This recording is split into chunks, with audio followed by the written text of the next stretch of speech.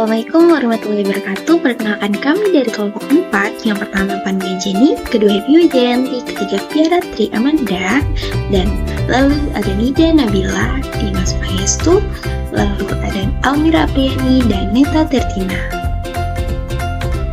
Di sini kami akan menguji kelayakan keusahaan Limau. Limau adalah konsep kuliner yang memadukan makanan modern dengan warisan tradisional Indonesia sebagai komponen utamanya. Nasi jeruk dengan keaslian dan ketabahan Limau telah menyediakan makanan enak sejak 2017. Mulai tahun 2021, Limau resmi diinvestasikan dan diawasi oleh Jiwa Group seperti Kopi Janji Jiwa, Jiwa Tas, dan Jiwa Tea. Berikut adalah daftar menu Limau. Yang pertama adalah beef bulgogi yang menjadi bestseller dari Limau itu sendiri. Lalu yang kedua ada yang chicken teriyaki, yaitu adalah menu super delicious. Dan yang ketiga adalah beef teriyaki, yang dimana dia adalah paling penggemar teriyaki. Baik, langkah pertama kita akan memperhitungkan peralatan, yang dimana di sini kita membutuhkan banyak peralatan, yaitu seperti chopper, pisau, kompor, talanan wajan, rice cooker, dan lain-lain. Yang dimana total tersebut itu mencapai Rp51.979.000. Lalu yang kedua di sini kita akan memperhitungkan furnitur. Di sini kami memakai 5 furnitur, yaitu meja makan dan kursi, lalu lampu, meja kasir, dan komputer. Yang dimana jumlahnya tersebut adalah yang kita perlihatkan di layar. Kita bisa lihat di sini perhitungan bahan habis pakai nasi limau bulgogi itu mencapai Rp43.340.000 per tahunnya. Untuk 500 porsi.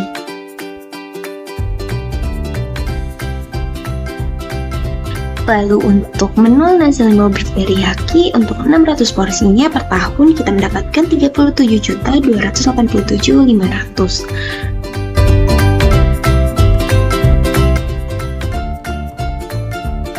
Lalu untuk menu yang ketiga yaitu nasi limau chicken sambal mata, di mana di sini untuk 500 porsi per tahunnya hanya mencapai Rp29.400.000.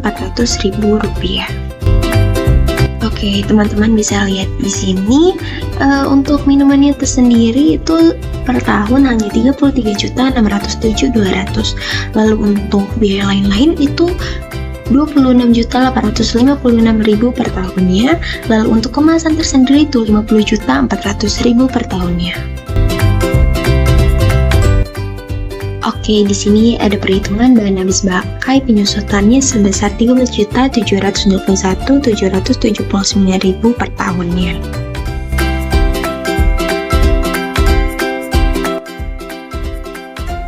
Dalam setahun, dan kemudian dalam 5 tahun sebesar 750 juta. Kemudian untuk sertifikasi halalnya itu sebesar 2.500.000. Kemudian untuk izin usahanya itu sebesar 5 juta. Kemudian untuk dekorasinya itu sebesar 25 juta. Kemudian untuk gaji chefnya itu ada 2. Jadi sebulan itu 5 juta. Jadi setahun itu sebesar 60 juta. Kemudian untuk 5 tahun itu sebesar 300 juta. Kemudian untuk waralabanya itu sebesar Rp38.703.000. Jadi total keseluruhan untuk biaya lain-lain tetap ialah Rp1.487.203.000. Sebesar Rp168.036.000. Untuk biaya perjalanan produksi sebesar 18 juta. Untuk biaya lain-lain tetap sebesar Rp1.487.203.000. Kemudian untuk biaya lain-lain variabel itu sebesar 270 juta. Jadi total investasinya itu yaitu 3 miliar.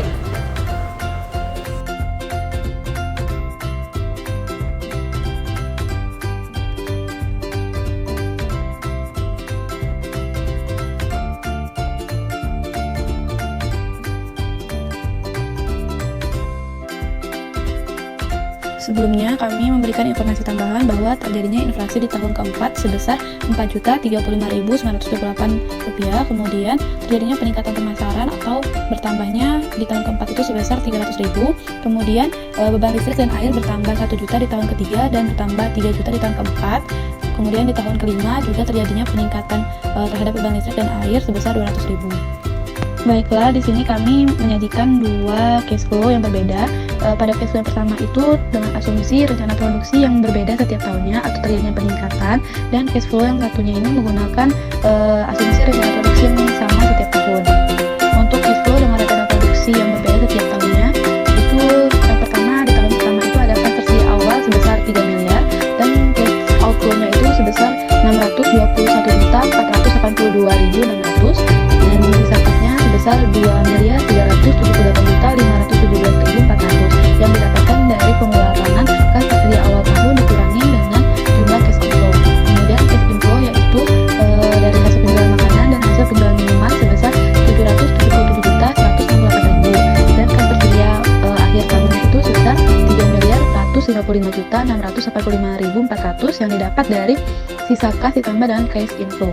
Baiklah, di sini kami menyajikan dua cash flow yang berbeda. Cash flow yang pertama dengan asumsi bahwa rencana produksinya itu berbeda setiap tahun atau terjadinya peningkatan, dan cash flow yang kedua dengan rencana produksinya tetap atau konstan. Untuk tahun pertama, rencana produksinya itu sebanyak 19.200 porsi yang didapat dari per bulannya itu kami asumsikan bahwa produksinya itu 1.600 dikalikan dengan 12 bulan, sehingga menghasilkan 19.200. Untuk kas tersedia awal tahunnya itu sebesar 3 miliar. Nah, kemudian untuk cash outflow-nya sebesar 621.482.600, sehingga sisa kasnya menjadi 2.378.517.400. Kemudian cash inflow-nya itu terdiri dari penjualan makanan dan juga penjualan minuman.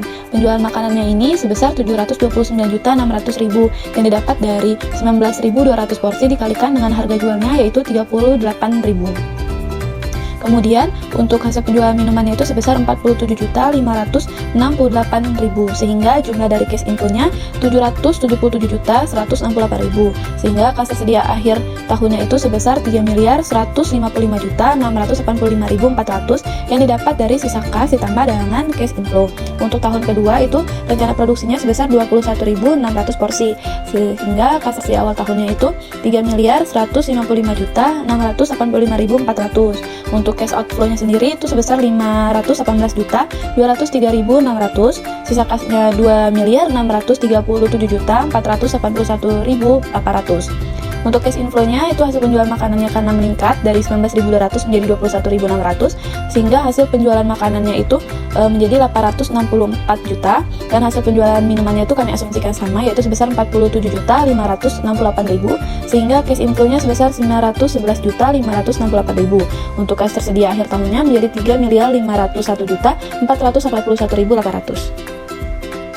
Untuk tahun ketiga itu rencana produksinya meningkat menjadi 24.000 porsi dengan kas tersedia awal tahunnya itu 3.501.481.800. Kemudian cash outflow-nya sebesar 521.203.600. Hal ini dipengaruhi karena terjadinya peningkatan terhadap biaya lain-lain variabel sebesar 1 juta sehingga terjadinya peningkatan juga terhadap cash outflow-nya.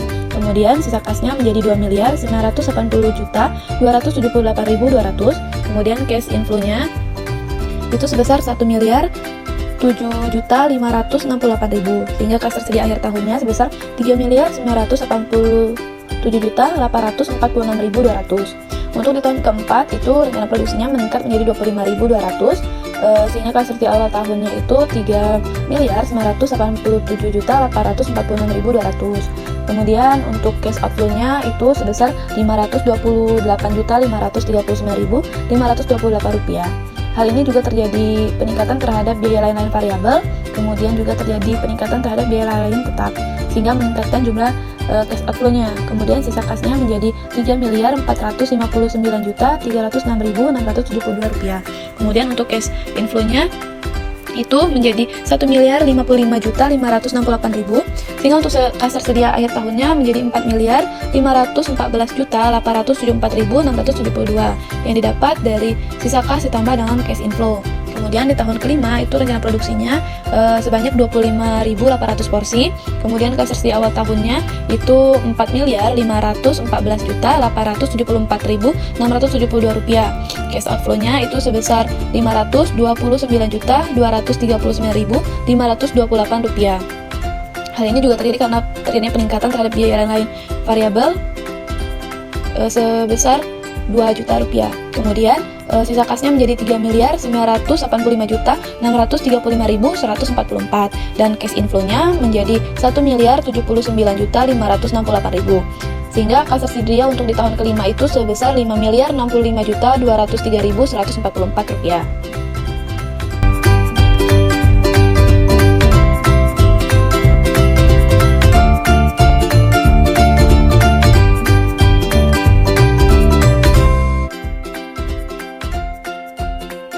IRR atau Internal Rate of Return adalah metode yang digunakan untuk mengukur tingkat pengembalian suatu investasi atau proyek.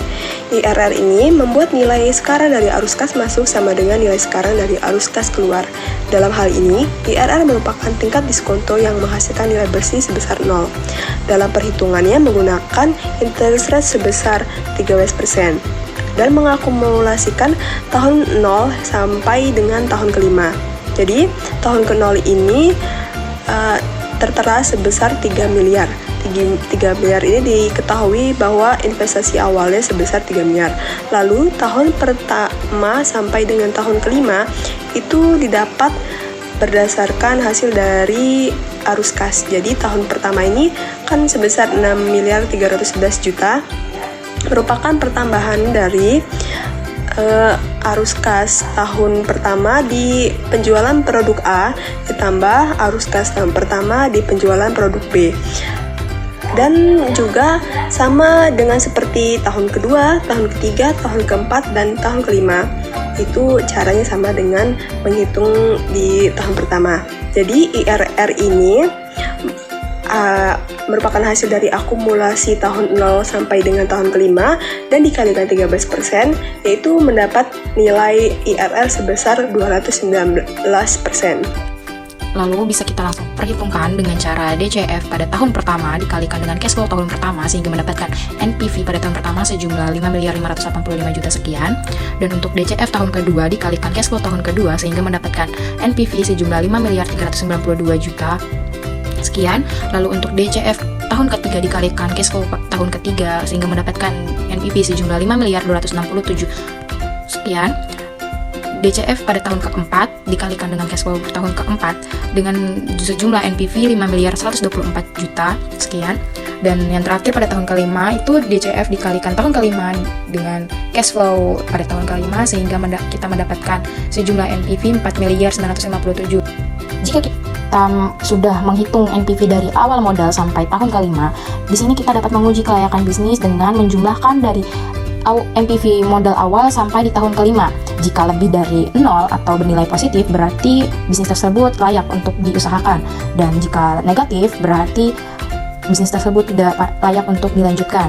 Tetapi pada tabel tersebut, NPV dari awal modal sampai 5 tahun ke depan itu sejumlah 23.328, sehingga di sini dinyatakan positif, tidak negatif, berarti usaha tersebut layak untuk dibisniskan.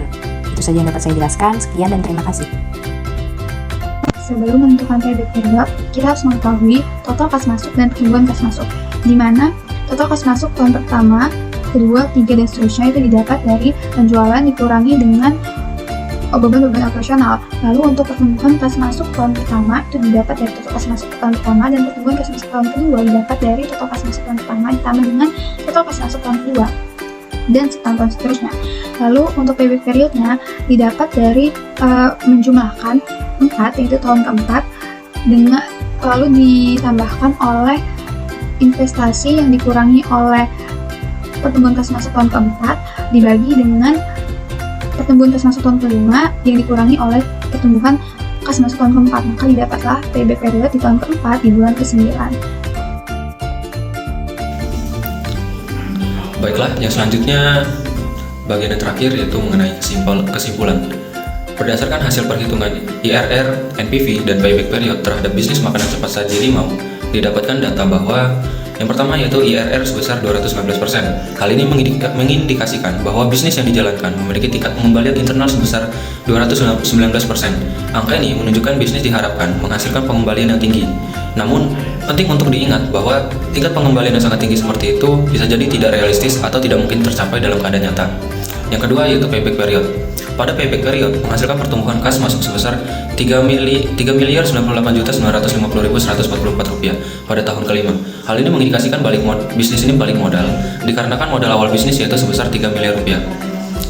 Yang ketiga yaitu NPV atau Net Present Value. Pada hasil perhitungan NPV didapatkan sebesar Rp23.328.10.275 dengan tingkat diskonto 13% selama 5 tahun. Dan NPV tersebut telah dihitung dengan menggunakan proyeksi arus kas yang akurat. Dengan ini mengindikasikan bisnis tersebut masih layak untuk dijalankan apabila dilihat dari segi NPV. Berdasarkan hasil analisis kelayakan bisnis dilihat dari IRR, payback period, dan NPV, bisnis makanan cepat saji ini layak untuk dijalankan karena dari 3 faktor yaitu IRR, payback period, dan NPV. Hasil perhitungan payback period dan NPV masih menunjukkan indikasi yang positif.